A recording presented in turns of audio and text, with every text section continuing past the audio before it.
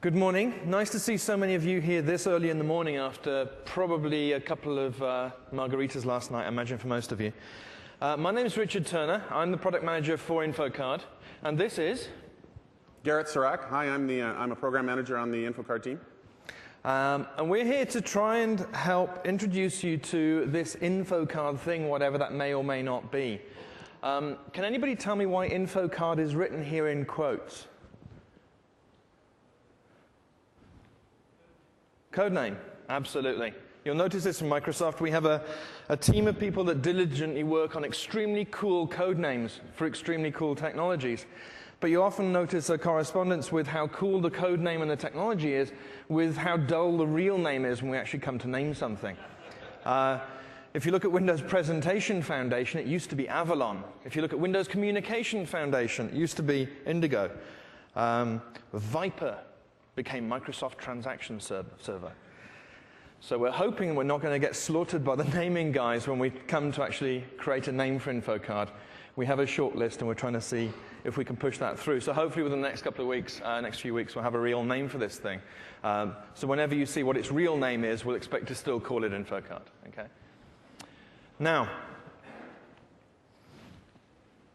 we're going to go through some setup to give you a scope and a perspective of where we are today with identity on the internet and why the identity is a really crucial problem that we have to solve. We're going to give you an overview of InfoCard. We're going to give you details of what it takes to implement a site that accepts InfoCard. And then we'll talk about how to go and get InfoCard and when it's being released and all of that good stuff. So as we're going through, please make notes of the questions you'd like to ask. There are a couple of microphones here, and we'll open up questions at the end of the session. Once we get thrown out of here, if there are still people who'd like to discuss further, we'll move down to the Xbox room just at the end of the corridor here so we can hang out and talk. We also have a bunch of colleagues here, the guys in the front row, if you'd like to wave. This is some of our evangelists who go and speak with lots and lots of customers, competitors, partners, and the rest of the industry, helping them understand what the identity meta system and what InfoCard is. And they're also available for your questions if you'd like to pin us to the wall and ask us what you like. So, I think it's true to say we're in a state right now in the industry where we really do have ubiquitous communication across most sectors of business and in the home in particular. It's frightening to think that if I'd have stood here 5 years ago, or 6 years ago, and several of my colleagues actually did, and say, we're going to start working with IBM and with BEA and with Oracle and Sun and the rest of the community and everybody else out there building software that needs to communicate between other bits of, with themselves and other bits of software, or with other people, you'd probably laugh me off the stage. But this is what's happened. It's been a really wild 5 years if you think about it. We've gone from a world of proprietary communications only between particular technologies or particular platforms. And we've gone to a world now where we essentially use the cloud, or at least the cloud technologies, to allow us to communicate across devices, across technologies, and across platforms very simply, very ubiquitously. We move to a world where we start squirting XML across the wire, via port 80, because of course that's the only port that's really ubiquitously left open across almost every firewall. And we now have this ability to communicate across devices and platforms and reach far further than we ever have before. Has anybody got a Windows Media Center at home? Okay, there's a few hands going up. As a Brit coming to America, it's actually the only way I can actually make sense of American TV. The sheer volume of channels and so on is confusing to me. And it helps me get through those commercials as well. But it's frightening to think that I now have a PC under my desk that can be communicated with from my bank and so on and so on. So I can have little alerts pop up to let me know when I go overdrawn, or if I need to transfer money, or if I've just been and won the lottery, or whatever it happens to be. So you can now reach way deeper and way further than ever before. But there comes a fundamental question. Who are you? If we now have the ability to hook systems together and to be able to communicate across devices and across platforms and reach into people's homes where they live, that's great. If we can do that securely so that we can make sure that when we exchange messages back and forth, that we can do so and that anybody sitting in the middle can't really rip that message and break into it and determine what was the content of that message. That's what the WS security stuff was all about. WS reliable messaging gives us the ability to know that the recipient of the message actually said that they got it, so that we can stop resending the message to them, or knowing that if we don't hear from them in a timely basis, that we can retry the message sent to them. So now we have security and reliability on the wire to a certain degree. But the one fundamental thing the internet lacks today is the ability for me to be able to determine who you are with any level of confidence. Even when I go and visit a website, and you probably saw the keynote demo that we did on Monday morning, even when I go to visit a website that appears to be the right website, how do I know that is actually the website I wanted to go and visit? Now, we're trying to solve some of those problems with things like high assurance certificates, to make SSL certificates not just a mechanism to encrypt data on the wire, but to actually allow websites to much more prominently state who they are, giving confidence back to the users that they're visiting the sites they wanted to be visiting in the first place. So we're making some moves on that side of things, but the fundamental question from the developer of a website, or the owner of a website, is, who are you? Is a very, very hard problem to solve. There is a fundamental lack of confidence right now in the internet. As you saw in the stats, I was hoping to get the slides up here, but I couldn't find them in time. If you look at the stats from this last year, more than half of the US population has slowed its online purchases, has either stopped entirely or significantly diminished the amount of money they were spending online, purchasing things, purchasing gifts and services and so on. And this is a really, really frightening thing, because we've got to the point where pretty much at the crescendo of the internet right now, where this thing has the power to really liberate us and really move us forward, and people are stopping because they don't necessarily trust that when they type in their credit card details, those credit card details aren't going to be maliciously used, they're not going to be charged 3 or 4 times, and the company disappears and they have no idea and no way of getting their money back, etc., etc., etc. So we need to resolve this identity issue, to help restore levels of confidence to the web, and to allow us to build systems where we can actually trust that when someone says that they are someone who they claim to be, that we have a much higher level of confidence that they actually are that person. We also need a much more consistent mechanism of logging into sites. If I go to some sites, I can choose my username and password. Some sites, it's my email address and a password that I choose. Some sites, it's a username I choose and a PIN they give me, etc., etc., etc. Some sites ask for 2 fields, some sites ask for 3, and it goes on and on and on. So we need a much more consistent experience from the user's perspective, so that we don't have to maintain lists of username password combinations for each of the different sites that we visit. Now, I don't know about you guys, but I actually have a mental hashing process of working out which password I'm going to be using at any given website at any given moment in time. But I still have to remember the 9 or 10 usernames that I have to use on a regular basis, and to which sites I can use those particular combinations. It's a real pain. So we need to simplify that. Now, these numbers are quite frightening. If you go to antifishing.com, this is a site that essentially collects information from most of the major players and most of the major websites around the internet. The phishing site stats are frightening. In December last year, there were almost, 3,500 new phishing sites identified, just in that month. If we look at some of the other stats off that site, password stealing malicious code URLs. These are code URLs that actually are known to be password phishing sites specifically. In December, that grew to 1,912. Okay? This has got to stop. We've got to be able to provide a mechanism which significantly puts a block on these kinds of attempts to phish identities and to phish people's usernames and passwords. We've already mentioned the password fatigue problem, a really big issue, especially when, and I always keep this in mind when we're thinking about how to communicate InfoCard to the outside world, and to how to make the outside world understand what this thing is. I always keep my mum and dad in mind. My dad's got a degree in physics, and he can't program his VCR anymore. He's been in marketing for far too long, and it looks like I'm slipping down that slippery slope as well. So he literally cannot program his VCR. I get a mail from my dad at least once a week asking me which username and password he should be using to log on to this site or that site. And I actually keep a list of his username and passwords, which is a truly frightening thing. We've got to resolve that issue, and we've got to do it quickly. So what's the solution? Now, Microsoft has been working for many years in the space of creating identity solutions. We had a go at Hailstorm. We implemented Passport with very good reasons. The approach that we took had very good reasons at the time. But the world has moved on, and it's clear that we are going to be in a world where we have a federation of identities. We have different identities that are applicable at different times. If all I'm going to do is log into a website which I've never visited before, for example, I don't necessarily want to submit an ID to them that reveals too much information about me until I trust that website is not going to abuse me. At the same time, when I go and, for example, log into my bank, they want to know enough about me to feel confident that I am, in fact, who I claim to be. And I won't be able to use a single ID to reach across everything that I need to go and touch.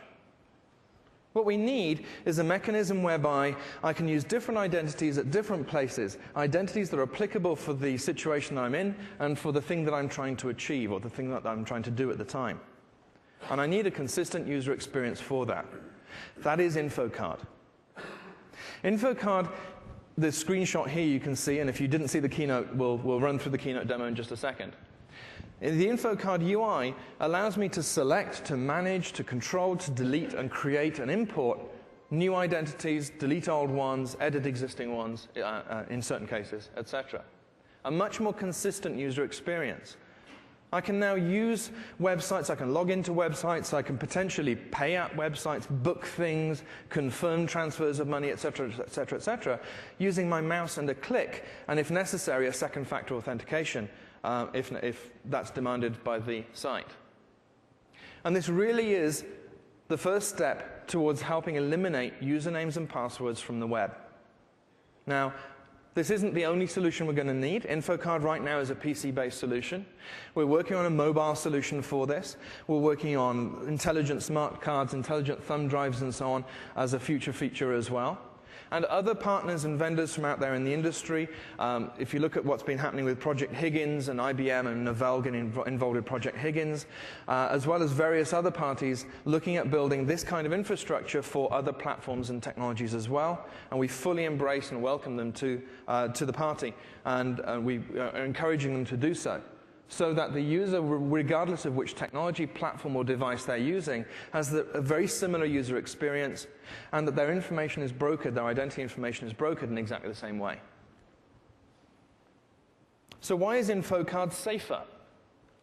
InfoCard actually helps us eliminate a large number of the current attack vectors that people use to liberate us from liberate our identity information from us without necessarily our consent.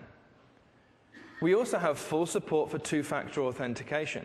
And as I pointed out in the keynote demo, we're built on top of standard protocols, the WS-style protocols, which have broad adoption from everybody else. And as we'll see shortly, the InfoCard UI actually spins up in a separate environment from my logged-in session. We'll discuss that in just a second. So the cards themselves that you see visually represented represent two forms of identity. One form of identity is called self-issued identity cards. Okay? A self-issued card contains information that I am willing to assert about myself, but that information is not corroborated by any third party. Okay? Now, why is that more secure than, for example, username and password? If you imagine a card containing a made-up first name, a made-up last name, and some email address on msn.com or whatever it happens to be, how do you know who I am if I give you that? Of course, in reality, you don't. But this is more secure than username and password, as we'll see later on in the demonstrations, because what we do is we take that information, we cryptographically sign it, okay? And then when we exchange that card with the receiver of the card, that card is encrypted so that when it arrives at the destination point, it essentially acts as a unique token for me, and it's then up to the recipient to map that against who I might claim to be inside their system. So a good example is, for example, you might log on to your blog site. And you log in today with your username and password. And what you might be able to do is actually send them or submit a copy of your InfoCard to them so that in subsequent visits, all you have to do is submit your InfoCard to log in. You don't have to do your username and password anymore. Now, the other type of card is where it gets more interesting. This is a managed card. A managed card is issued by a trusted third party, such as my bank, my insurance company, my employer, my government maybe. And they're willing to assert that a set of claims made about me actually do relate to me as a person. They're willing to stand by that and say, if someone gives you this card, then they really are who they claim to be. Or at least the claims within the card represent the person that they're claiming to be. Okay? These managed cards don't contain any data about me. They just contain the list of fields that will eventually be corroborated and filled in, and where to go in order to get that identity information. And we'll see how that works shortly. Okay, so there's no actual data about the managed cards. Sorry, no actual data stored about me in the managed cards themselves. Now, we mentioned the private desktop. When you spool InfoCard up, you'll notice that the background behind InfoCard actually appears to fade. And that's because we apply a transparent mask, because InfoCard spins up in a completely separate logged-in session from my current desktop. And what this means is that even if some user mode code on that, that's attacked my login session wants to try and move the mouse or try and type keys or whatever, then it can't actually do so because all it's going to be doing is moving the mouse relative to my logged-in session, not to the InfoCard desktop that's now spun up, obscuring my desktop. Okay? So for user mode code, for user mode spyware and so on, it's actually a lot harder for them now. We've raised the bar significantly because now they've got to tunnel out of my desktop, down through the kernel, up into the new desktop, and then into the InfoCard subsystem, which is a lot harder than many of the attack surface area issues that we have today. So let's go and take a quick look at what we're actually talking about here. Who came to the keynote on Monday? Who saw this on Monday? Okay, cool. So now we've applied a little bit of the background. Let's just spin through very quickly so we have a visual, we have the visuals in mind and how all this works from a user perspective, and then we'll talk through what's actually going on behind the scenes.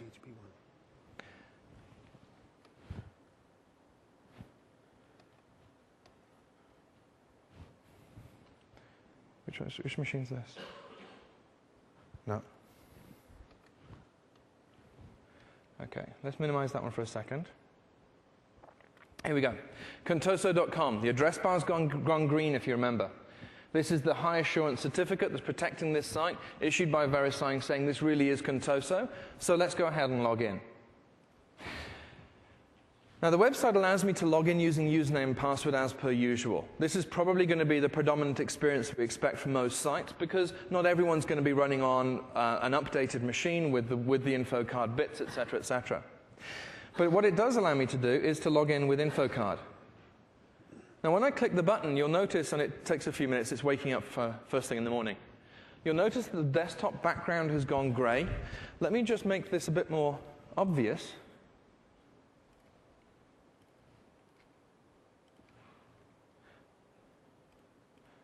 I'm just going to open up the task manager so we have something actually moving behind the scenes.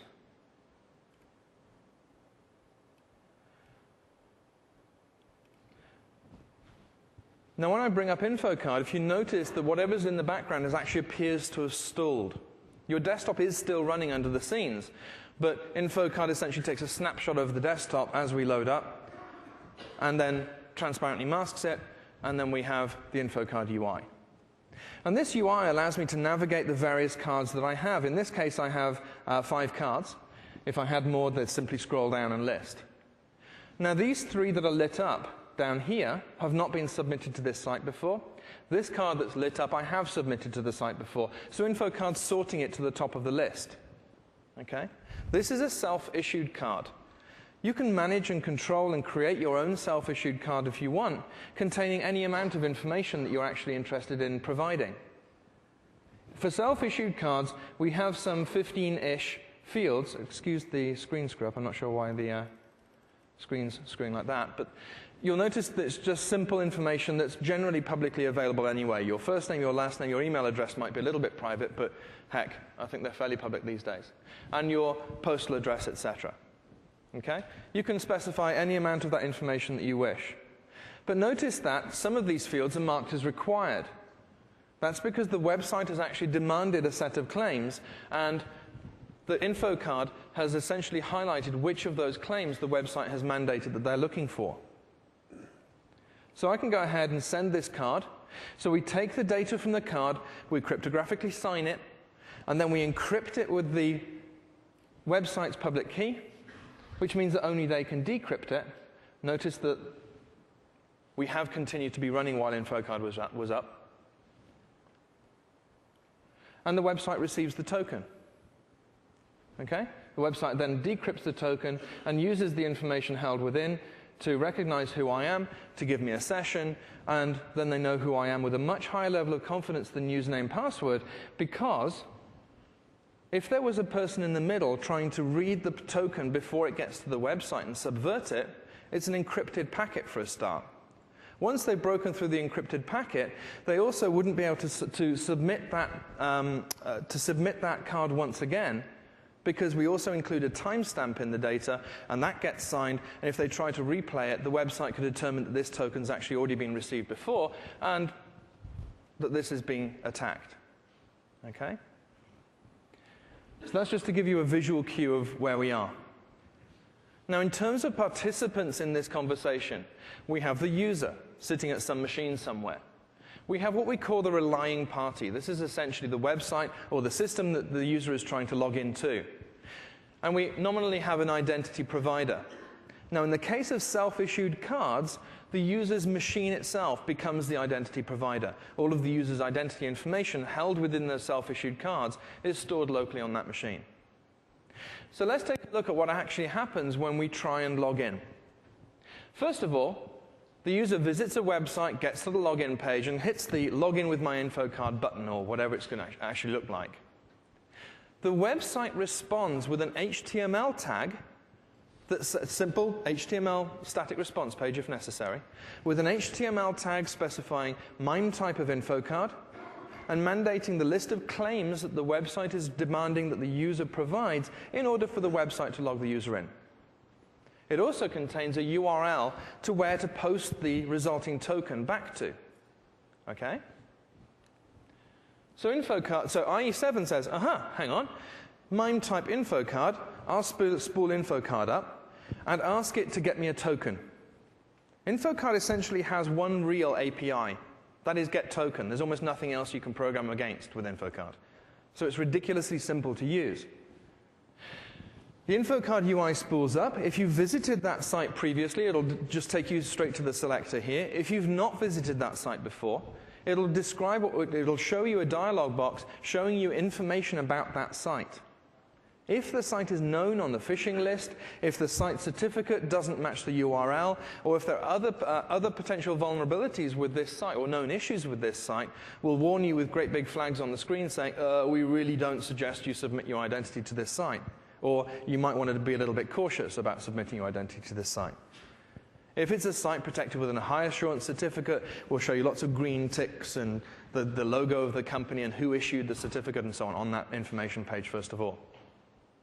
But once you get to this page with all your cards in, you then select one of the cards that you want to use against this site. Isn't PowerPoint wonderful? So, we selected the card. We then essentially create a token from that card, an identity token from that card. We create a message and we stick the card inside it along with a timestamp, and then we sign this data, and we encrypt it, and we submit it to the website.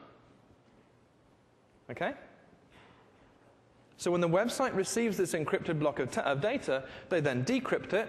There's the chunk of XML with the name-value pairs, the timestamp, and the signature, and so on, so they can validate that the data hasn't been tampered with. And then they can, if the data hasn't been tampered with, they can say, OK, I'm happy to use that data. It was actually safe when it was sent from the InfoCard system. Now let's take a look at a slightly more advanced scenario where we're going to be using a managed card. The process initially is identical to using self-issued. What we do is we log into the site. The site returns with an object tag. This time the object tag might say, I want you to specify or to provide me a particular type of card if necessary, or still a list of claims which InfoCard will match against the cards in your selector. Up comes the selector. We then select one of the cards that we're interested in submitting. And then InfoCard says, aha, hang on, this is a managed card. There's no actual data in here other than what is necessary to go and find the identity provider's secure token service, a service which understands many of the WS-style protocols so that we can, hook up a secure channel and then obtain the identity token from the back end. So what we do is we use WS metadata exchange to ask for the identity provider's security policy, essentially. Then we get the security policy back, and then we go and hook up a secure channel to that website, to that STS, authenticating using whatever the STS at the identity provider mandates. So it's up to the identity provider to say, if you want to authenticate with me, you must provide, first of all, some kind of authentication mechanism, token. And we actually support out of the box X509 certificates. We support Kerberos tokens. We allow you to submit even an InfoCard card or the hash of, because that essentially acts as a certificate. Or, a worst case scenario, username and password if you absolutely must. Okay? So when we submit the managed card, we first get a box coming up saying, are you willing to release or to authenticate with the STS using whatever token they've mandated? And then you click approve, and we go off and use WS Trust through that secure pipe to obtain the actual data that we need to, once again, put inside the message, sign, encrypt, and send. Okay? So from the perspective of the relying party, for the website to accept InfoCards, it's pretty much exactly the same process, regardless of what kind of card they actually want to accept, be they self-issued or managed.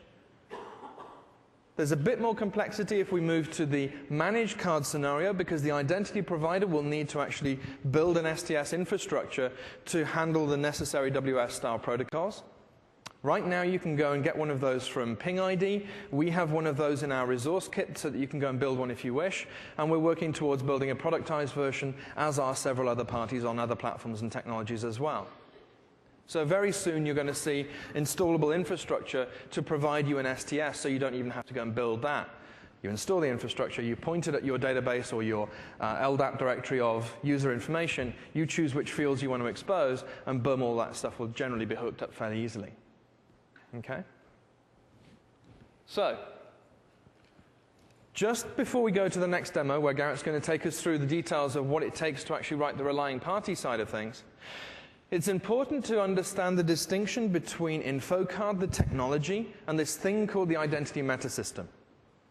Now, the identity metasystem is a fascinating evolution of a set of ideas and work pioneered largely by Kim Cameron, our identity architect, and many others out there in the industry, many other people who in the past have been very reluctant or very negative towards Microsoft's identity products and solutions.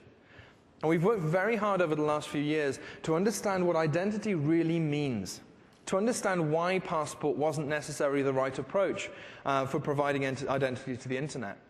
And this is how we came to understand that there really does need to be a federation of identities, different identities that you'd use in different scenarios, because different parties trust other parties in different ways. Okay? The identity metasystem is essentially the slides that you've just seen as a whole. The identity metasystem is an open, standards-based infrastructure for obtaining and exchanging identity tokens between parties, regardless of the platform or technology that you're implemented on. Right now, InfoCard running on the PC is the first identity selector, essentially, for the identity metasystem. But that secure token service that we saw running at the identity provider end and the website running at the receiving relying party end could all actually be implemented on entirely different platforms if you wish. The identity provider might be running on a mainframe, the website might be running Apache, the user's machine might be running Windows. All of those things can communicate because we're all built on standard web service protocols. And the identity meta system was specifically engineered to deal with many of the laws of identity that Kim identified, working with the industry to understand how identity information should be exposed, such as, for example, ensuring that the user is always central to that identity exchange process. Today, when I log into Passport, I log into Passport, and then Passport does some exchange with my identity information up there in the cloud that I have no involvement with. With InfoCard, as you saw in the animation, all identity information flows through the user's machine, giving the user the opportunity to back out at the last minute if they wish, and to control the exchange of that data. Also, selecting the information that's appropriate for a given scenario is really, really, really important. Okay? An InfoCard is just the client agent. It's just the user experience of selecting a card and then going off. InfoCard will go off in its engine to go off to the necessary identity provider, get a token, and send it to the relying party. Okay? You need bits at the relying party end, and you need bits at the secure token service at the identity provider end. So in order to get an understanding of what it's going to take, for example, to accept InfoCards, we've actually got a couple of guys down here in the front row who built the Contoso demo for us. They're from IdentityMine, one of our partners. And we set them a challenge while building the infrastructure to come to MIX this week. Set them a challenge, with 2 days' notice, I think it was, just before they had to ship the boxes up and, box the machines up and ship them down here. And we said, any chance you could build us a Contoso website that looks just like Contoso.com, but is built in PHP? Just to prove that, or just to see and examine what it would take to implement a website in PHP that would accept InfoCards. And they took some of Kim's code, they tidied it up and polished it up, and within, I think it was a day, they'd already had a running version. Okay? So this really isn't high-lift stuff. And Garrett's going to take us through some of that code now. Let me do the PHP first. No, do the L one first. All righty. Well, thanks for coming out this morning. Hi. When I told my wife that I was coming out to be on stage in Vegas, she just says, please tell me that you're going to keep your clothes on. And, well, no, I'll keep them on. Thanks a lot. So I'm going to just walk through the few steps that you'd need to actually perform in order to actually build a website that will accept InfoCards. So essentially the 4 key tasks are going to be, we're going to need to update the database to accept the bit of data that we're going to store as our InfoCard. We're going to need to create an association page so that I can associate one of my InfoCards with my account. We're going to update the sign-in page and update the registration page to allow me to use InfoCards in those contexts. So associating a user with a card. Essentially, in my little sample here, I'm going to associate a user ID and a unique hash value that I'm going to calculate from the actual card. Now, that unique hash value is calculated from the issuer key, in this case, when it's self-issued, the public key generated for that conversation, and some unique data from the card itself.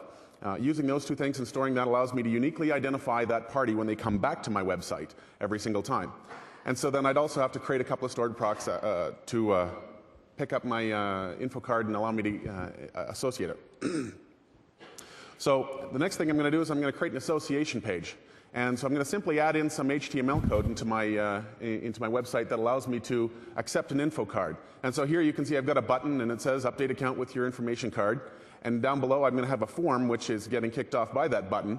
And I simply need to provide a few of the details to this object that I'm going to need to, that allows me to ask for the information from InfoCard. And so you can see that object type application X information card, that's the MIME type that InfoCard is using at this point to ask for the credentials, and it brings up the identity selector when the form is submitted. And then we've got 3 parameters in there. One is the token type. In this point in time, it's using a SAML 1.0 assertion. It's got an issuer, and the URL I've compacted a little there. In any event, it says it's looking for a self-issued card. If you were using a managed card, you'd actually have their URI to their or the URL to their secure token server. And then the last thing is the required claims, which are the things that I'm asking for in this particular transaction. So here you can see that I've got a comma-delimited list of URIs or URIs that are for given name, surname, email address, and a private personal identifier. And that private personal identifier is a bit of data that's gathered together and created from the entropy that's stored within the card. And this is something that's automatically generated and is unique to every single card generated on a system. And then, of course, I need to create some code to accept that page. So this is some simple ASP.NET 2.0 code.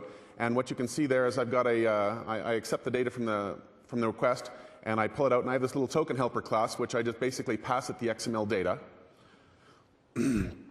And then I can ask that token helper for the claims and information from it. That token helper actually goes through and validates the data inside the card and will allow me to then request claims from it, including the unique ID.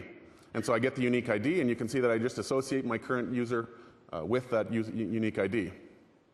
And then updating the sign-in page. You can see it's exactly the same HTML. I'm just asking for the same sorts of things, except I changed the button text to say, sign in with your information card. Of course, in order to actually use that, I need to process that data in the login page. And so I've done exactly the same thing. In this particular case, though, instead of actually associating user, I've got the unique ID, and I'm asking my database to get me back the user ID and just give the exact same cookie that I would have in the login process. And again, on the registration page, I'm going to ask for essentially the exact same sorts of things. I'm going to say register with your information card in a button, and I'm going to pass it to a form. Now, the form has that object, and we get those exact same bits of information.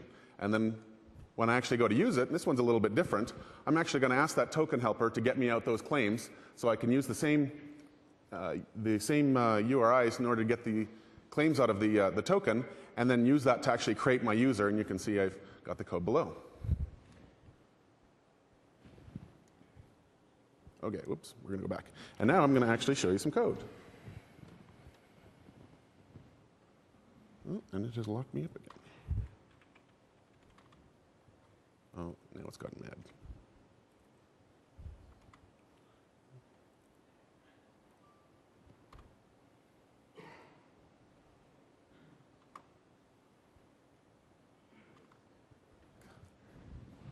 Oh, now he's at the last moment. Let me show the VS stuff first. There we go. Cool. Sorry about that. Okay, so what you see here is I've got a sample little website that I've already upgraded to using ASP.NET 2.0 or to using InfoCard. And all the code that you're going to see right here, right now, is actually on a disk that you got with your information package at the beginning when you registered in. There's a DVD with a virtual PC with both the code from the original website and the final one, and some exercise that you can actually walk through. Additionally, you can come down to the sandbox and play with this code in the format that you see it. And so particularly what happens, I'll just run through this very quickly. You can see that I can log in, and it comes up with this. Now I can, the current user experience here allows me to log in with my existing username and password credentials, or I can just simply sign in with my information card. And again, it brings up the identity selector and says the site is requesting this card. So yes, I'm going to send it, and so I can choose my identity that I want to log in with this card, simply send it, and here I am. I'm logged into my application. It knows who I am. And so we'll just go take a quick gander at the code behind this. And so, I mean, literally, inside my login page, we can go down and you can find, we'll go way down, and you can find, there's my form, and that's all I've had to do in order to accept that token in order to get it in and process it. And again, the code behind that is as simple as it is, and this is actually the code that's running in that system. And so you can see that adopting InfoCard, especially on ASP.NET 2.0, is fairly trivial and certainly doesn't take an awful long time. If you work through those labs that we've gotten on the disk or in the sandbox, you can see that in a couple of hours you can upgrade any site into using InfoCard. And so just for another treat, we're going to switch to this one again. And I'm going to show you an example of the Contoso Rent-A-Car. This is the one that the folks at IdentityMine did, which allowed them to log in and present my info card, and again, submit it, and send it along and log back in. And it knows that Richie Turner. Yeah, thanks, guys. This is called assassination on stage, yeah? And so what you can see here is I've got the code for this PHP up here. And you can see this up on identityblog.com. You can find this code, which will allow you to accept an info card using just PHP, absolutely no Microsoft technology involved. And it's not all that complicated. It's very simple to see. I think it's actually more complicated trying to sort out the color coordination of that screen rather than actually write the PHP code in the first place. Hey, I'm just glad I got it on a black background again. Absolutely. And what you'll notice, yes, we are actually running this on Linux, and that was running on an Apache server in order to accept that code, or that InfoCard. Cool. Rich? Thanks, Lana. So, now you can see that accepting InfoCards, it doesn't necessarily have to involve a great deal of engineering effort. You have to put some planning in place. You have to put some thought into place for how you're going to educate your users about what the benefit of all of this is, and so on and so on. And I'm actually working on creating a bunch of collateral that you'll be able to reuse to help educate people as to why InfoCard is important, why they want to adopt it, and to help push this out. Now, it's important to understand that InfoCard itself is built on top of .NET, as is most of our next generation of technology that we're coming out with. .NET itself has had a very rapid rise. Is there anybody still developing in pre-.NET code today? I'd say maybe 8 hands in total. It's frightening to think that in the last few years, the number of people who've actually shifted wholesale to developing on top of .NET. And I actually, about a couple of weeks ago, tried doing some MFC code again for the first time in about 3 years. And it was so painful, I gave up within about 2 hours, quite frankly. So .NET is a great enabler. It's a great platform upon which to build next generation applications in particular. And Microsoft is so keen to do this that WPF, Windows Workflow, InfoCard, and Windows Communication Foundation are substantially themselves built on .NET code itself. Windows Communication Foundation, for example, is around 99% pure C#. Okay? To give you some kind of idea as to how rich .NET is. And this package of things, this package of new technologies on top of .NET is something we're calling WinFX, which is essentially our next generation application platform. All right? Now you'll start to see more and more features of different things from Microsoft itself built on top of WinFX. You'll also see many more products from other companies also building on top of WinFX, utilizing Windows Presentation Foundation, WCF, and InfoCard as well. And we strongly encourage you to get on board with that and to start generating applications which are going to really wow your users and encourage them to come back to your company time and time again. So how do you get hold of WinFX? Well, WinFX, including InfoCard, is all installed by default on Vista. So if you buy a Vista box, then you will have InfoCard, you will have Windows Communication Foundation, Windows Presentation Foundation, and Windows Workflow installed and ready for use. If you are an XP and 2003 server, we're also working on a release mechanism to get the entire WinFX platform available for the XP 2003 platform as well. In fact, all of WinFX has been built primarily on XP and 2K3 server because until fairly recently, we haven't had builds of Vista that was stable enough to allow us to commit dev resource to doing so. So XP and 2003 server have a great experience when using WinFX, and you'll be able to either download it, or we're hoping to get it onto Windows Update and have it available on a couple of 100 million machines within a few months. There are CTPs, Community Technology Preview releases of WinFX available now for you to download. I believe they're are they in the CDs as well? In the bags? No. I'm not sure. You might want to go and get the version off the web anyway, because quite honestly, it's probably the most up-to-date version.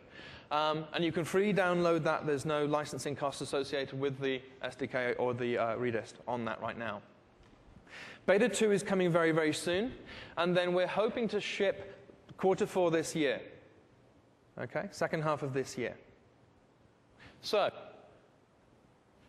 to give you an idea, if we're now in March, in order for you guys to be ready to provision this stuff at the same time that Vista goes live, I'd strongly encourage you to start getting used to this stuff, downloading it, playing with it, evaluating it, and determining whether this actually is going to provide significant enough value for your customers and in what time frame, and then planning around the releases of this technology. I strongly encourage you to do this now rather than later, because the bits themselves are actually extremely stable right now as well. We've worked very, very hard on making our CTP release vehicle as stable as possible so that you have a decent platform upon which to build from. So just to summarize, InfoCard, the code name of whatever it's going to be, is a consistent authentication mechanism for digital identities online. It greatly reduces the chances of being phished, and adopting this thing really does take very little developer effort, especially in comparison to some of the authentication mechanisms you might have seen in the past. There are labs available in the MIX sandbox. Every one of you has got a VPC on a DVD in your bags, so you can install it into virtual PC and play with it without screwing up the rest of your machine or your install. And we strongly encourage you to do so, and to get us feedback, email us, use the forums, contact us via our blogs, etc., and let us know if this thing really works for you, if it doesn't work for you, if you have issues, if you have concerns, etc., etc. We're very, very keen to hear from you and strongly encourage you to contact us. So with that, thanks very much indeed for sitting through, especially this early in the morning. But we're open for questions, and over to you.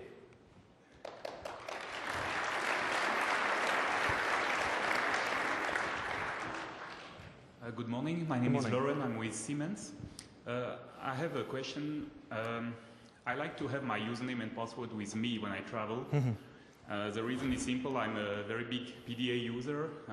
I have a laptop here with me, but that's actually quite seldom. Usually I have a PDA. And I would like to know what is your thinking about this, and what is the support for InfoCards for smaller or mobile devices, and maybe not only Win platforms, but also Palm, etc. Cool. Very good question. And this is probably the #1 question we get asked on a regular basis. If we're storing these InfoCards locally, what happens when I go home? What happens if I go on the road to a conference, for example? Now, InfoCard V1 now allows you to import and export cards to and from a portable storage device. So you could export your cards from your machine at work, you could take them home, stick in the thumb drive, and re-import them at home if you wanted to.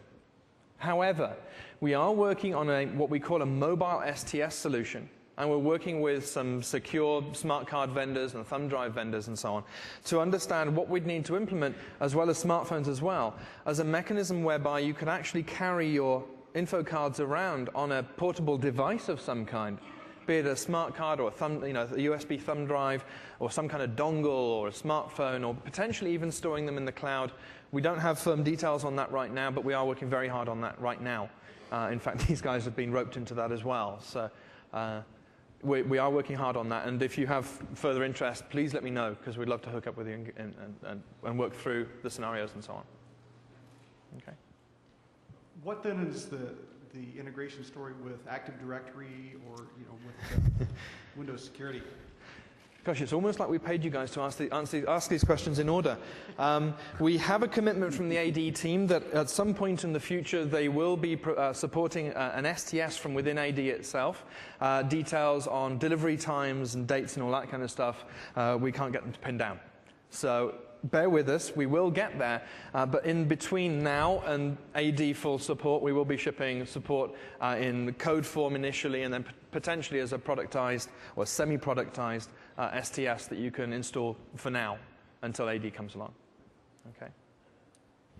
Yeah, for enterprise users, a couple questions that somehow related.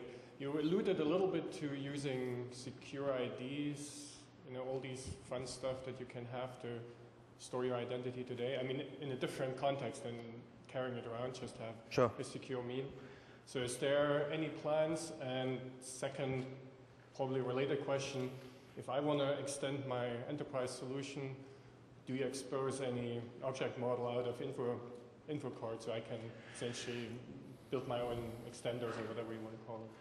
So in relation to the first question about what about secure ID type clickers, for those that haven't seen these things yet, you often find them in dongles or built into a smart card type format. And it's essentially a device that generates a unique, typically, there you go, a 6-digit code. Is it your 6-digit? Yeah, 6-digit code, which you associate with, for example, username and password to provide a second factor of authentication. That's typically how they're used today. We've actually been speaking with RSA, with GemPlus, with VeriSign, or with various other parties who deal with one-time password clickers, and we are looking to support that in the next release of InfoCard shortly after we go RTM. We need to make a few adjustments to the UI element in particular of InfoCard. One of and this kind of plays to your second question. InfoCard right now essentially has one API, which is called getToken. You give it your claim demands, you give it the postback URL address, and that's it. There's no extensibility model because, of course, as soon as you introduce an extensibility model, that means that there's a penetration potential there. So InfoCard itself is a non-extensible, non-customizable. You can't move it around. You can't open it, close it, import or export programmatically. All of those things have to be user-initiated action. Okay? Now, when it comes to integrating into your enterprise, especially once we eventually deal with the secure ID issue and we fully support secure ID, for example, as the 6-digit code that you use to authenticate to the STS when obtaining your token in a managed card scenario. Once we've dealt with that issue, you'll be able to use InfoCard to open up all manner of opportunities for brand new scenarios that we've not really even thought of before. One of the really important things to understand about InfoCard is it's not just about identification. Okay? Now, we're working with the guys from Citi, for example, to understand what's required in a banking financial environment for second factor auth and various other forms of authentication as well as authorization.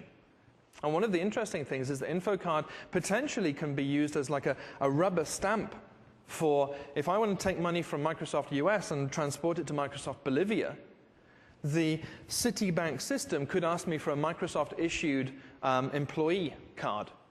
And when they go off to the STS to go and get my identity card, Microsoft can say whether or not they're happy for me to move that amount of money from here to here or not. Okay? So it's like an authorization facility in those kinds of scenarios. So it's not just about login. It's about, am I allowed to do X with Y? Okay? And once you get your head around those kinds of ideas, actually, this means we can, and those ideas start rolling and flowing, which is why we need you to tell us about them so that we can make sure that we're doing the right things with all this stuff. Okay? Thank you. Thank you for the very good presentation. I've got two questions. Is there a built-in mechanism against replay attacks? And you're using timestamps, so you have the necessity to synchronize clocks. Who is responsible for doing that? Well, the built-in mechanism against replay attacks involves, on a self-issued card perspective, while replay attacks are possible, are highly unlikely, given the fact that if you were in the middle between a transaction between me and Rich, and I logged in and I gave him my information, all you're going to get is the things in order to log in directly to him, and you're going to have to take that out of an SSL connection because the only way he's getting it is via SSL from me. And the authenticator will check the timestamps. There is no synchronization of time at this point in time, but maybe we should be looking at that. Potentially, but remembering that, let's say, for example, you're the hacker, okay? And I'm the website, you're the user, okay? So you come to me, you log in, and you ask, or I ask you for an info card, and then you send me via SSL this token. Hey, Kim. Oh dear, he's asking questions. So, anyone who doesn't know Kim yet, this is Kim Cameron, the guy who's responsible for the laws of identity and largely, substantially, the identity meta system from which InfoCard was born. So, this card is on its way over the wire, and you intercept it somehow. So you get this packet of SSL data, which somehow you manage to crack. Inside it is a block of XML with the name-value pairs of the data in the card, along with the timestamp of the submission, okay, all signed with a certificate. So you, as the recipient of that card, could, if you were worried about this, for example, keep track of the last time that you received a card from this person, and if it's the same time, based upon the timestamp in the data received, and if you have the same data appear again, it's replay. So you can throw it away, or keep the guy on the line and call the FBI and da-da-da-da-da. Yeah? Okay. Thanks. Good morning, Kim. Oh, hello. That was a wonderful presentation. You know, it's wonderful to hear InfoCard presented in a way that actually makes sense and is clear. Thank you, I think. Around the replay, since I was just, working on this when I was doing my code, it's actually pretty cool because all you have to do, as long as you're using, the identity provider is the one with the clock. The relying party just has to remember the identity provider's last time. And then if you see anything before that time or equal to that time, it's a replay. So you don't have to do any synchronization. The other thing was the extensibility. It's true there's zero extensibility in the client-based model. But there is a huge extensibility point, which is the ability to add a new identity provider. And so it can have all different new types of claims. So now I'd like to turn it over to Identity Woman, who's going to tell you about a conference that's... Thanks, Kim. So one of the things that they mentioned was the fact that Kim developed his laws in relationship with the whole industry community, and that's informally or formally actually called the Identity Gang.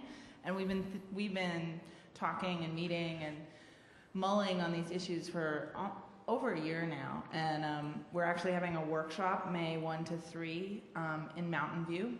So if you want to come and hang out with the Identity Gang and talk more about these issues and the whole range of user-centric identity solutions that are standards-based and aren't just InfoCards, you should come. And there's a link on my blog, it's identitywoman.net. And if you want to join the mailing list, all you have to do is give me a card and I'll sign you up. Fantastic, thanks very much. Any security issues in the event of device theft? Yeah, very good question. So are there any security issues around device theft? As someone who's lost a laptop, yes, absolutely. Now, when it comes to are there any identity issues with InfoCard related to device theft, it's potentially true.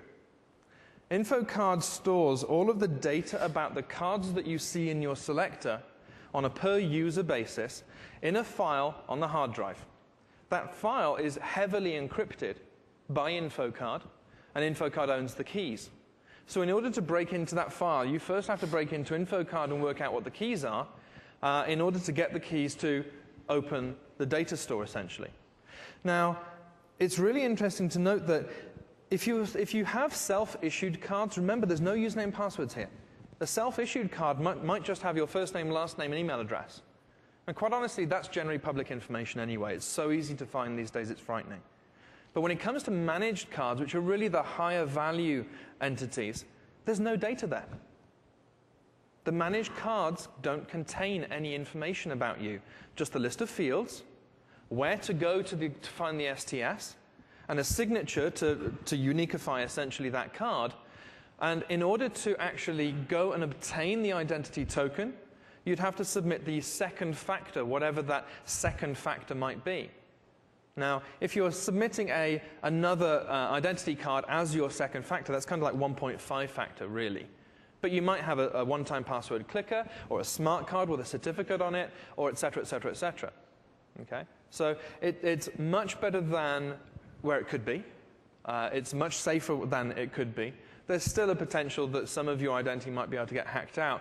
But the bar now for the hacker has gone from like here to here in terms of the complexity and the amount of work that they'd have to do, and the sheer amount of time that it takes to crack keys and so on and so on and so on. So you're absolutely right. If you lose your PC today, then you've got a major issue.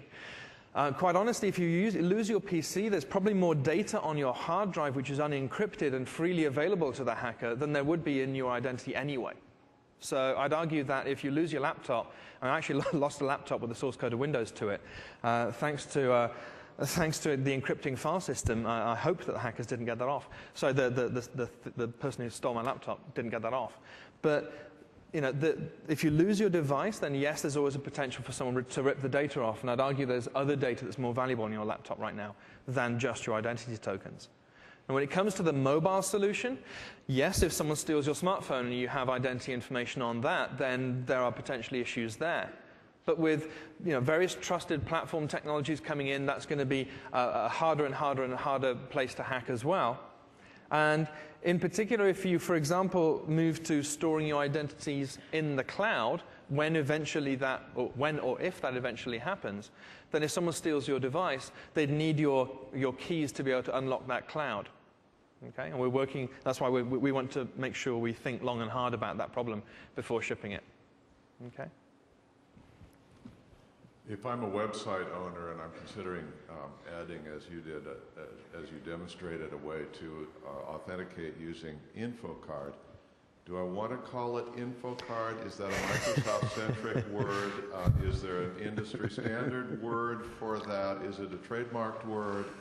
What do I really want to call that? That's a great question. And so, I'm working with branding right now on coming up with the name for the InfoCard UI technology that the user will experience, because I'm really hoping, for example, we talked about how cool the code name versus product names often are. I'm hoping the branding guys are going to be relatively kind with us, because this is something I've got to be able to communicate with my parents. All right? And if I go to my dad and say, Dad, you've got to go and install Windows blah, blah, blah, blah, blah, blah, blah, blah, blah, blah, blah, Foundation XP 2007, then it's probably not going to happen. So the technology of the UI bit itself, we're hoping to have a cool, funky name. It'll be a nice change for Microsoft. The technology underneath it, the actual technology that the developers would touch, we refer to as system.identity model, which is the namespace that all of this stuff sits in. When it comes to the name of the cards, we strongly suggest for now calling them cards. Whether or not there will be industry affiliations around the standardization, for example, of a schema necessary to allow the exchange of credit card information, for example, or the exchange of enough personal identity information to satisfy border control issues, and so on and so on and so on. That's up to those industries to define, and those industries will have to define the messaging and so on around that. So we'd suggest log in with whatever your name of your site is, card for now. For the name of the technology itself, you'll see that coming very soon, hopefully. Good morning. Kind of a follow-on, I guess, to that. There are people out there that are ABM, anything but Microsoft. Yes, absolutely. I don't happen to be one of them, but yes, as a web site owner, you got to worry about that. So where's the status of a similar UI on, dare I say, a Mac? Now you made him mad. He's coming back. So we've been speaking long and hard, or these guys in particular have been speaking long and hard with others in the industry. Where are we, Kim? Well, I can't sort of give out the details of where we are, but I would be willing to bet that there will be an open source implementation of the identity selector. As there already are open source implementations of the relying party and the issuing, the identity provider. So, and I think once that is available, once you've got that open source identity selector that can run on Linux, then the Microsoft Linux issue just simply disappears. So it's very key to us to make sure that that happens, and there are lots of people of there's a lot of people within the Linux community who understand just as well as we do that the future of computing requires this layer. And so we're very optimistic that the open source identity selector will be, that's the last missing part, and that will be there. Absolutely. There's also an announcement recently by this group called Higgins. I had one of the guys here. And they're doing a identity selector for Linux. It includes an identity selector for Linux that is compatible with InfoCard. So that's being supported by IBM and Novell. Yeah, for those that didn't come to your session yesterday, I think it's really important for those that have heard the the Higgins news. This isn't a competitor to InfoCard. It is very, very cooperative with, and a great thing to see happen in the open source community as well. I guess the message I want to leave with you is that we are very aware that we do need this. We do need a version of the software that runs on non-Microsoft platforms, so that everybody sees this is not a Microsoft versus the rest of the world issue. Absolutely. Again, the death of the device, you made me thinking there a little bit. I agree with you if it's a self-issued card. I mean, yeah, it's a small risk, but there could be cards that are managed that even though I can't get to the information once I break the operating system because someone leaves your password wide open, I could use that card. So do you plan to have a mechanism to invalidate, so similar to a lost credit card, I call an 800 number and say, you know, this thing is no longer valid, and then the identity provider could easily say, you know, this is not a valid InfoCard. So you can tell it's actually a slow morning this morning with everyone's brains still a little bit tired from last night, because that's usually question number 3. Yeah, thank you very much. I'm glad you got that. So yeah, the revocation story. What happens if you're concerned that one of your identities has been compromised? Right now, if you lose your credit cards, you've got to go and phone your various identity providers, your credit card companies, to revoke those cards. And hopefully they update their blacklist sufficiently quickly that you don't get hit with enormous charges. Now, similarly with InfoCard v1, we didn't mandate a revocation story. So it's up to the user, if they lose their machine and all their cards go with it, to contact the identity providers and say, I've just lost my machine, can you invalidate my identity? And the identity provider will they will be immediately able to put a block on that card, essentially, so that the next time anybody tries to go and get that identity data, it's locked. And they can keep an IP address trace and ping the FBI and all of that fun stuff. Okay? Thomas Vogel, Novartis. Maybe it's a sign of my ignorance, but we had a discussion yesterday, which I very much enjoyed, that says it's not about authentication and authorization. It's about who I am, what I've done, the trust I carry in the community, etc. Yep. And what I've seen here, and again, maybe I didn't get it, is something that's one up from a password caching tool. And where's the connect to the great story we heard yesterday? And here, how does that scale into the new world? Very good question. What about trust? Until you can know who someone is, you can't trust them. Until I'm able to recognize you reliably time after time after time, how am I going to build a level of trust with you? The notion of trust is much bigger than simply the authentication and authorization piece. But you can't have the trust bit without the authentication and authorization piece. This right now is the foundations upon which you'll see a trust ecosystem building out over time. Okay? So InfoCard essentially enables the recipient of an InfoCard to trust that that person is who they claim to be with a much higher level of confidence, but they don't necessarily know whether to trust that person or not. What is that person's reliability? How often do they pay their bills? Etc., etc., etc. That ecosystem will be built on top of this one.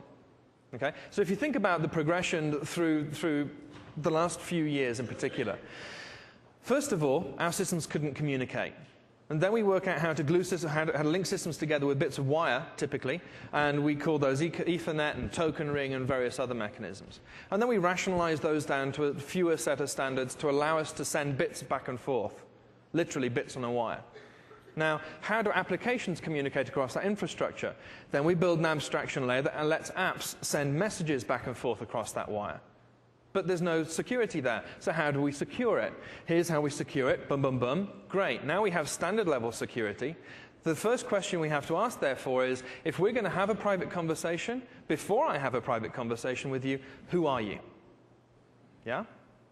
Until I can get a satisfactory answer there, and until I can get a sufficient level of satisfaction that you are who you claim to be, I can't even begin to build trust with you. So this is solving that problem. InfoCard and the identity meta system essentially solves that foundation, well, not solves, but it substantially deals with many of the issues we have when trying to identify who people are.